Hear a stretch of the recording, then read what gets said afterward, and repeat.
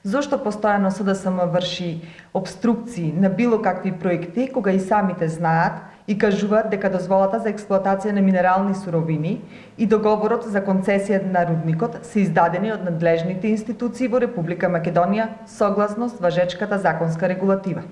И покрај тоа што се издадени сите дозволи и исполнети се сите законски обврски, за СДСМ сепак во ова има тема за прес и манипулација на јавноста.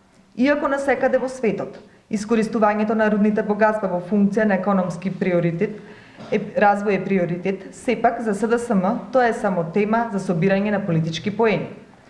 Кога не се погрижили да се информираат за она што го зборуваат пред јавноста, сакаме дополнително да ги информираме и дека локацијата за рудникот, а не каменоломот, како што тие тврдат, е утврдена од страна на Министерството за економија по претходно добиено мислење од сите релевантни министерства, вклучително и Министерството за животна средина.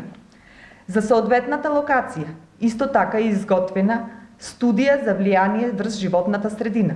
Дополнително, концесионерот е обврзан да изврши ремедијација на самата локација, односно да пошуми исто толкава површина колку што во текот на работата ќе експлоатира. Ова инвестиција нуди нови работни места, кои за СДСМ очигледно и не значат ништо.